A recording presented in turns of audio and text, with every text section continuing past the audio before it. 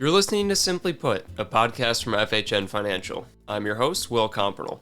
The banking sector survived the regional banking turmoil last March with limited scarring, but this year presents a new set of challenges and opportunities.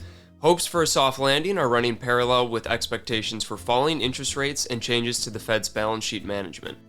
On today's episode, we talk with Ethan Heisler, editor-in-chief of the Bank Treasury Newsletter, about the 2024 banking sector and how banks can best position themselves in this rapidly changing environment. Stay tuned.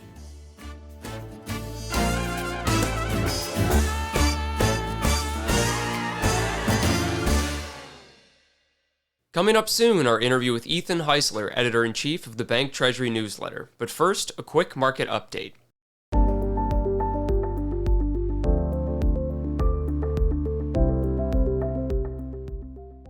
Fourth quarter GDP grew a remarkable 3.3%, well above the consensus estimate of 2%.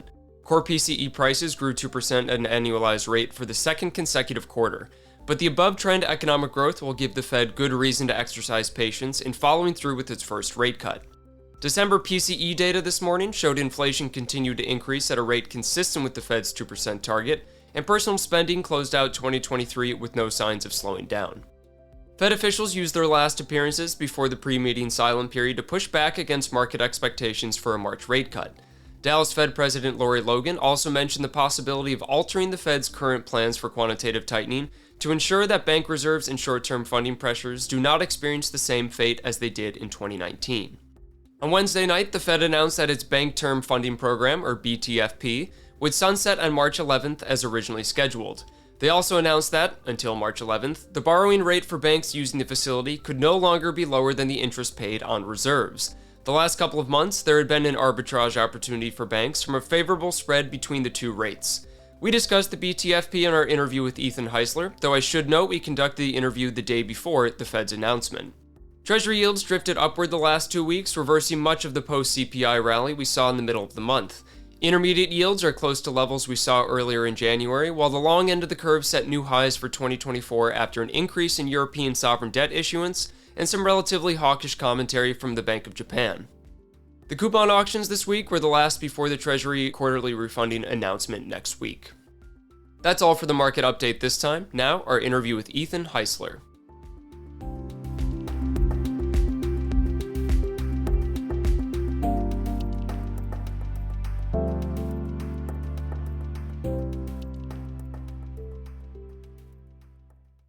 Our guest today is Ethan Heisler, editor-in-chief of the Bank Treasury Newsletter. Ethan, thanks for coming on the podcast. Thanks, Will. Thanks for having me. Our topic today is the 2024 banking industry, and I want to start out by addressing something that feels like a long time ago, but is potentially still an area of concern today, and that is the regional banking crisis last March, or regional bank tensions if you prefer. Ethan, has the banking sector managed to survive everything that happened, or are there still some lingering issues that could pose a risk? Well, I think the lingering issues are the potential lessons that have been learned as a result of that crisis. So in terms of liquidity stress on institutions, you could see the numbers for yourself. There doesn't appear to be very much. In terms of deposit outflows, it's a little difficult to really see from H8 data because you've got the brokered CDs masking some of that. But according to what institutions have reported, they're not seeing the kind of massive outflows or any kind of real outflows at this stage in deposits into, say, out of deposits into, say, money market funds. We've seen those numbers sort of level off. I think that the bigger issue, at least for some institutions, has been the outflow of non-interest bearing into interest bearing deposits. That still seems to be going on, although again, from Q4 earnings call conversations this month, it does appear that banks are seeing a stabilization in those numbers as well. So, I guess to answer your question, in terms of the outflows, in terms of liquidity issues, those are gone. In terms of what are the ramifications of, say, the FHLB 100 and how the FHLBs need to change their approach to making advances? What is the additional capital gold plating that is going to ultimately occur, the capitalization of AOCI. And while that doesn't affect community institutions, at the same time, it has ramifications up and down the line. Capital will be harder to come by for borrowers. Businesses are going to pay a price. Shareholders and financial institutions are going to see a price. Whether any of these things ultimately prevent the next big crisis is hard to say. I think one of the big unknowns is, are deposit runs really different today than they were before? We saw deposit runs in 24 hours. Those are not usually the way deposit runs evolve. Whether or not those were one-off unicorn type situations with Silicon Valley and Signature and First Republic, or whether that's a harbinger of something that's coming and going to look more part of the industry, that's still kind of open to analysis. There's just so many different strands of stuff that went on in 2023. When you asked me that question, I started thinking it through. Gee, there's a lot of different layers to this onion.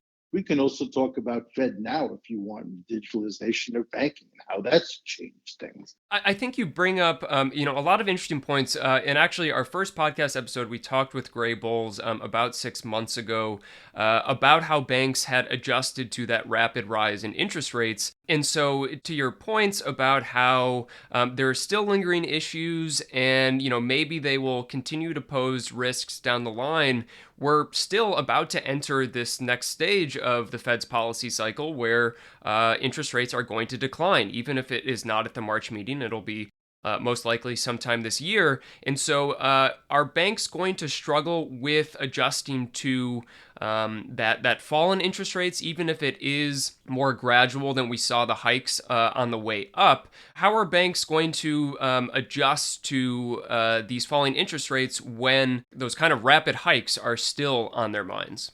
First off, I do want to get on the record that I'm not a big believer in cuts at all this year, despite what the Fed says, despite what the forward curve says, despite what everybody else says. And the reason why I say that is, number one, no, the Fed has not gotten inflation down to 2%. So I think people who have been measuring out the curtains for the new office probably could wait a little bit. Number two, I don't think the Fed is very comfortable with the idea that they take a cut, they do execute, say, a cut sometime in the second half of this year, no matter how much the dot plot says so. And then the risk is inflation ticks back up. There are seriously so many unknowns in this conversation. But let's take your point. If rates fall, the banks say we've got anywhere from 2 to 6 cuts in the budget.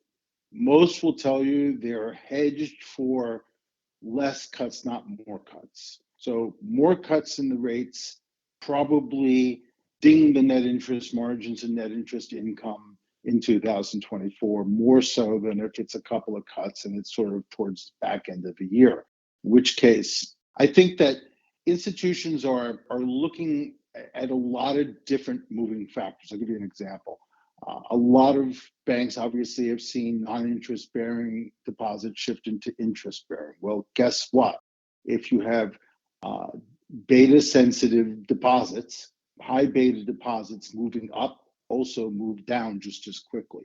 So I think that if you have a lot of floating rate loans and you're worried about resets there, the fact that you've now got more CDs that say are maturing in 7 months or so, which is where a lot of the banks have been pricing their deposits, then that really gives you the offset there. When asked, I think every bank manager out there pretty much made the case that there would be like a Nike swoosh, to quote, I think, Bill Demchak's idea, that net interest income, net interest margin sort of reaches a trough sometime in the middle of this year, and then we start to see a rebound towards the end of the year. Again, in the scenario where you get a few rate cuts. Is there anything banks then should do at this point in the cycle to improve margins? How should banks approach this scenario where, even if, in your understanding, the Fed should not cut rates, they do? Are there any opportunities for, let's say, portfolio restructures to enhance earnings? We've seen that, right? We saw that in the fourth quarter. Banks are opportunistic when The yield curve like today is, you have an inversion between 3 month and 5 year, which is, I think, the sweet spot for most institutions. When you have that inversion reaching, record levels of minus 140, 150, 160, you take advantage of that. When the 10 year is below 4%, you take advantage of that. So we've seen a number of regional institutions announce sale and earn back structures. For some institutions, it's just harder. The cost of that is a little bit too much of a ding to their capital. They don't want to take it at this point.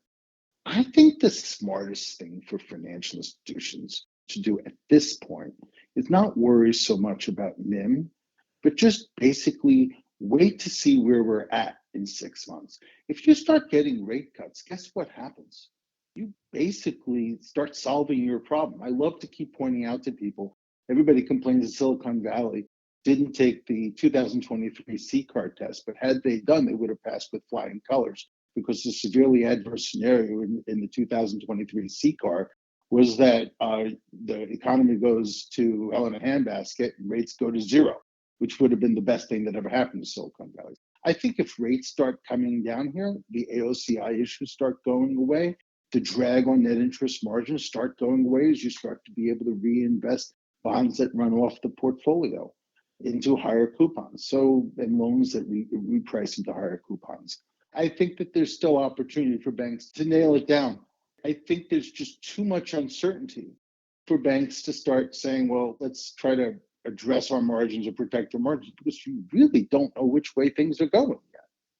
People have really shifted their tone at the beginning of this year to the idea that the soft landing has already been executed. And I think you make a good point that inflation is not already down to 2%, and there's still some risks. But let's use the historical guide of what a lot of people point to as the last soft landing, 1994 and 1995. Now, of course, the time periods are different. These are not identical economies. But if we use that as an example, will we see a period of elevated mergers and acquisitions? So if margins remain compressed, is the only way for earnings to grow through cost cuts and consolidation?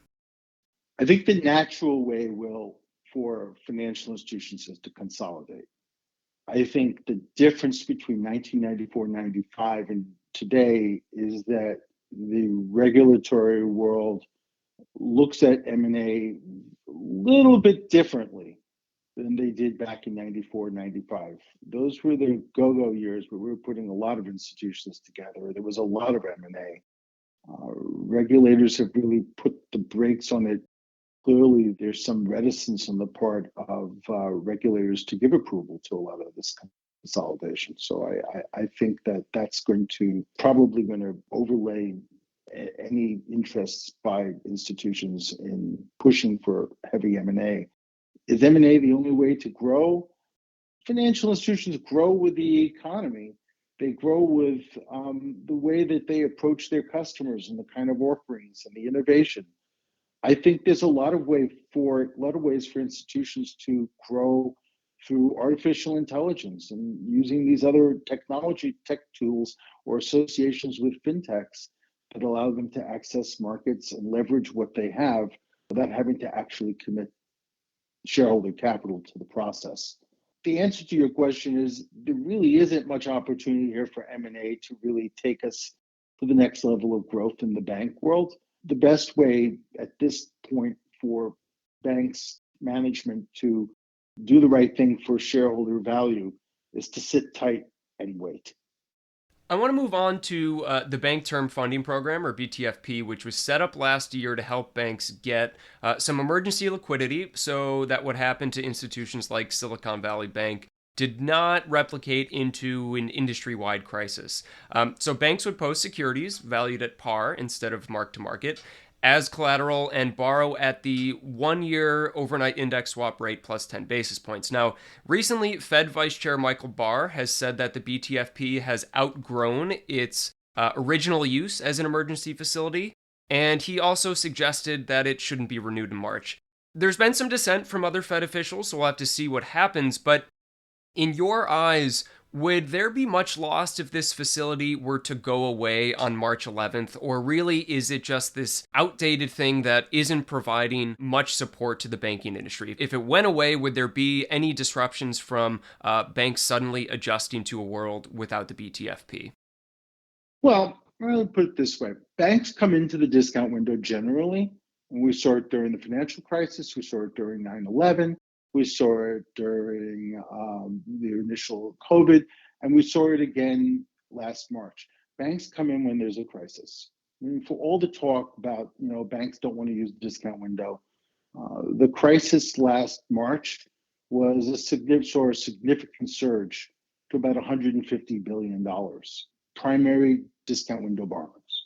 So regardless of the BTFP, which was a nifty idea, banks do use the window. As you point out, the BTFP offers rates that are substantially through where you would pay for a discount window loan, much better terms. But the value of these emergency programs, as I think the Bank of England realized with its rescue for the gilt crisis about a year and a half ago, was that they sunset. The programs are emergency programs and fill a need of confidence in the market that when the confidence is restored are no longer necessary by definition. I think to answer your question, banks do not need this fund right now. If the Fed does get rid of it, the only question I would ask is what offsets that $162 billion when it goes away? So assuming that over the next 12 months, the $162 billion balance of the BTFP were to run off, there has to be something else on the Fed's balance sheet that absorbs that. Would that be reserves that run down then? Or would that be more of the RRP? We know that the RRP is down below $600 billion at this point and is absorbing all the runoff from quantitative tightening. Over the next 6 months, the Fed's balance sheet could shrink by another $200-300 billion, $400 billion in that period of time. At some point, you run out of the RRP, and that could also impact on reserves. So the Fed could get rid of the BTFP. I don't think that would set the sun, the moon, and stars. It does have ramifications for the Fed's balance sheet and what happens with reserves and with the RRP and quantitative tightening. So the Fed's reverse repo facility is another thing that has come up in the last month from commentary from Fed officials that seemingly kind of drifted into the background a lot of last year.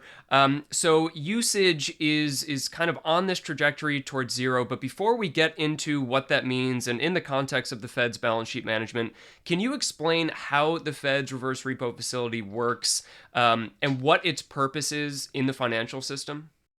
Well, the reverse repo facility is one of two rates that the Fed uses in an ample reserve system to manage the Fed funds rate. So it forms the bottom. It forms the bottom of the range, or it supports the bottom of the range for the Fed funds, the same way that interest on reserve balances support the top of the range. And that's how the Fed can actually shepherd. Remember, in an ample reserve system, I have more Fed funds, I have more reserves than I need. So therefore, if supply well exceeds demand, what's the rate on reserves? It's going to be zero. So if you're the Fed and you want to raise the Fed funds rate, the only way you're going to do it is artificially through the reverse repo facility and interest on reserve balances. So that's what the purpose of that is. The Fed can pay interest on reverse repo is the key point. How much balance is in the reverse repo facility is less significant. The reverse repo rate is the anchor for SOFR, and SOFR is the repo market. So, are you concerned that reverse repo usage is on a path to hit zero sometime this year? Do you think the Fed is worried about that? Are they going to tweak their balance sheet management so that reverse repo has a little bit above zero to give a buffer? How do you see that fitting into balance sheet management in the financial industry the rest of this year? Yeah, I don't think the balance of the reverse repo facility itself is that important. It's the fact that the Fed pays a rate to leave money with the Fed overnight. The Fed does not need to have a reverse repo facility to conduct its monetary policy. What it needs, and it always has had, was a balance sheet of Treasury securities. And on the other side of that, it needs to have the reserves. It has a Treasury general account and it has the currency in circulation. So all of this stuff just has to balance. For now, the Fed, we've seen a substantial buildup of the TGA, and that's come at the expense of the reverse repo facility. If you're the Fed, do you really care where your sources and uses of reserves come from ultimately? I don't know. I mean, I guess reserves are important for the banks. It's important for the payment system. So there has to be ample reserves. Well, we have $4.1 trillion of reserves today, which is still higher than where we were even 5-6 months ago in terms of reserves. So I think that's the ultimate issue. If the Fed continues to work down its balance sheet, if the Fed does do that, and it did suggest in the minutes that they were going to start to pump the brakes on the caps, maybe lower those caps. If the Fed starts to do that, then and they do that, say, in the next year or so, I don't think that causes much damage to overall liquidity in the system. There is no evidence of that. You saw Atlanta Fed president actually make that point in some comments he made this month, that he didn't see any issues yet in the short-term markets that would suggest the Fed is getting dangerously close to like the minimum of its balance sheet. Remember, the balance sheet of the Fed was about $2.4 trillion before COVID. Today, it's still $7.3 trillion, $7.4 trillion. So it was still substantially larger than where we started this whole at the beginning of the COVID crisis. Well, if we go back to the last period of quantitative tightening in 2019, there were some short-term funding pressures when the Fed realized that bank reserves had become scarce, and they have developed some heuristics about how the level of bank reserves we need in the economy to kind of have banking sector stability. Sometimes it's given as a percentage of nominal GDP, but it also feels like we don't really know where that cliff is until we get there. So do you think the Fed has a better grasp on how to wind down QT this time without squeezing bank reserves? No, I think it's going to err on the side of having just more reserves than they potentially need. And again, rely on the reverse repo rate and the IRB to continue to drive policy when they want to raise or lower Fed funds rates. I think that's the only approach that they're going to have. So we're always going to be living in a world with much more ample reserves than we've ever seen before. So do you feel then, I mean, that sounds like a very ideal strategy if they do execute it. Do you think banks are worried right now that the Fed will drive past that inflection point a little too aggressively and then they will take things too quickly? Let's say that actually did happen. Another thing that the Fed has just done is have a standing repo facility, which of course they haven't really tried out yet. But it's really the answer to September 16, 2019, or September 15, 2019, which you're referring to, when the repo market SOFR rate went to 5.25% overnight from basically 2 or 3. The standing repo facility allows the Fed to provide the emergency funding to the market, provide additional source of reserves by making loans to dealers much faster than they had been able to respond back in September 2019. So I think that gives me a lot more comfort. I think that most institutions are they read the news. The news is obviously focused on stuff like this. The Fed's going to overshoot. Fed always overshoots. It probably knowing full well that it really, as you said, doesn't really quite know where the line is drawn on ample reserves, because, by the way, the line on what's ample and what's not ample moves around a lot as its balance sheet changes. I think overall, I don't think banks are overly concerned about this as much as the media is making this to be an issue, my view. What are you most concerned about for the banking sector this year? I want The to end with this stuff that question we because don't know, Will, the stuff that we can't, look, I keep coming back to what Silicon Valley happened. And like you could say that Silicon Valley, a Signature Bank, or accidents were waiting to happen. Okay. But what destroyed them was something that I never saw before. I never expected. The black swan. We spend too much time looking at past history and reassuring ourselves that we won the last war without actually thinking through, but where's that next risk? What am I not appreciating? We think that things are extreme tail events thing. We look at extreme tail events and say, well, that's so far-fetched it'll never happen. But maybe what the real thing that banks need to spend time thinking about is, what am I assuming is an extreme tail event that's not really as extreme as I think it is? Because if you look back on it, it's a pretty extreme tail event for the Fed to raise rates by 525 basis points and the economy to basically shrug and yawn. Nobody would have seen that coming. It's a pretty extreme tail event that you've raised rates this way. And everybody was calling, the Fed called for a recession in the second half of 2023, and none of that actually happened. So I think that for 2024, for going forward, if bank managers really want to focus on how do I avoid the next big problem, it's think out of the box.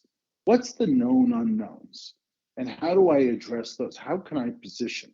Somebody once gave me an example of this. It's like, let's say I'm flying an airplane. No, a better one. I'm the captain of the Titanic. The Titanic is unsinkable. But you know what? Something actually did happen and it sunk anyway. The issue isn't, well, that was like something that was unforeseeable. The issue is, well, but if it happens, what are you going to do to protect yourself? Position yourself so that it's not as deadly as it could be. That's what bank managers need to be thinking about.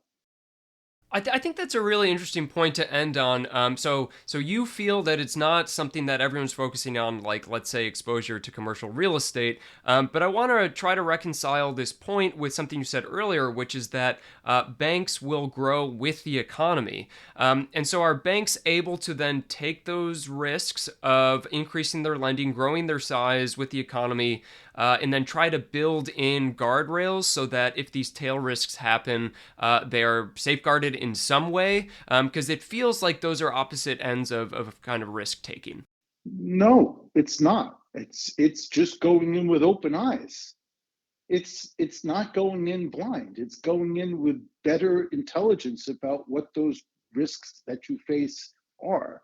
Just because I know something's risky doesn't mean I don't take the bet. I just need to know what those risks really are weighted at. Banks are in the risk business. That's what they do for a living.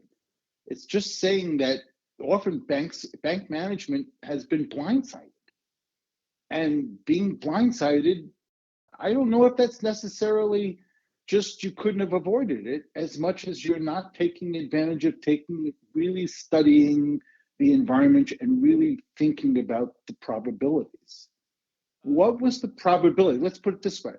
March 2022, go to Silicon Valley's CEO and tell them that the Fed is going to raise rates to 525 basis points.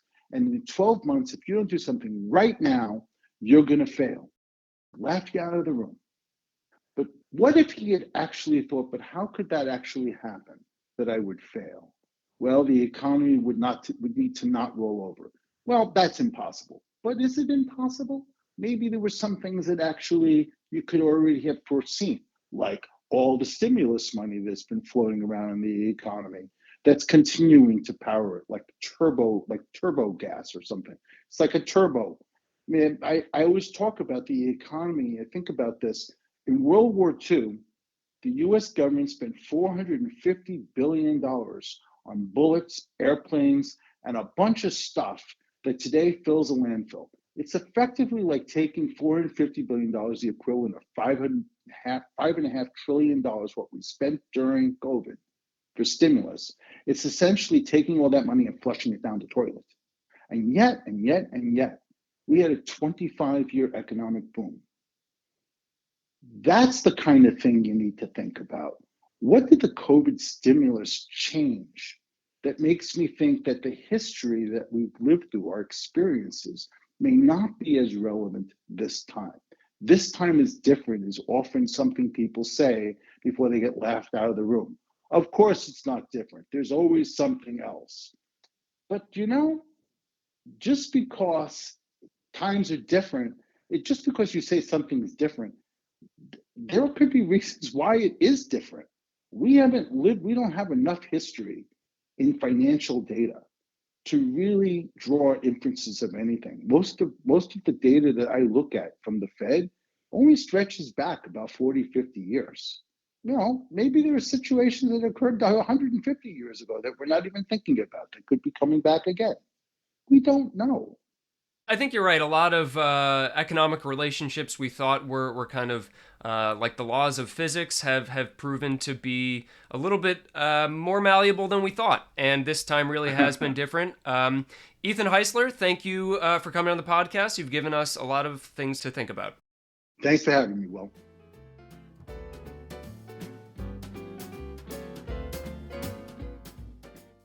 That was Ethan Heisler, editor-in-chief of the Bank Treasury Newsletter. I think Ethan makes a broad point that is important to keep in mind as we think about how the banking sector can adjust to changing Fed policy the rest of this year. History is often held up as a guide for what to expect when it comes to things like quantitative tightening, ample bank reserves, or how banks can optimize in an environment of falling interest rates. But because every cycle is different, it's important to not have a false sense of security that safeguarding against the last cycle's problems will ensure protection this time around. The Fed is widely expected to leave rates unchanged at its meeting next week, but the agreement between market expectations and Fed communication the rest of this year stops there. There are more than 5 25 basis point cuts priced into markets right now, compared with the last Fed dot plot showing only 3 cuts by the end of this year. Markets give roughly 50-50 odds for a March rate cut, so Chair Powell used the press conference to steer market expectations accordingly while, of course, saying the Fed won't make up its mind until the meeting on March 20th. After comments from Dallas Fed President Lori Logan a couple weeks ago, the pace of the Fed's quantitative tightening has now crossed on the radar of financial markets. While we don't expect the Fed to taper its pace of QT in the first quarter, they could lay out a framework at the next couple of meetings. Treasury's latest refunding announcement will also come next Wednesday. We expect the coupon auction sizes to increase at the same magnitude they did at the last announcement on November 1st. Treasury issuance will continue to weigh on bond investors with the widening fiscal deficit, even if the impacts are incremental over time. On the data front, we'll see the December JOLTS data on Tuesday and the January employment report next Friday. Job growth is expected to have slowed last month, but the unemployment rate is expected to stay under 4%. The following week, the annual revisions to seasonal adjustments in the Consumer Price Index could change the nuances of the inflation trajectory we've seen during the past year. That's all for today's episode. Thanks again for listening. I'm Will Compernell, macro strategist with FHN Financial. This episode was edited by Bill Stanfield. Don't forget to like and subscribe to Simply Put wherever you get your podcasts. Email simplyput@fhnfinancial.com with any questions, comments, or concerns.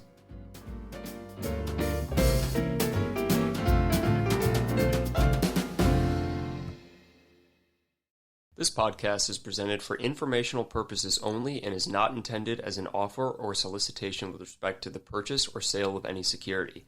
Views expressed herein accurately reflect the speaker's personal views about the data, news, trends, events, etc. discussed herein or any subject securities or issuers. No part of their compensation was, is, or will be, directly or indirectly, related to any specific recommendations or views expressed. FHN Financial, through First Horizon Bank or its affiliates, offers investment products and services. Investment products are not FDIC insured, have no bank guarantee, and may lose value.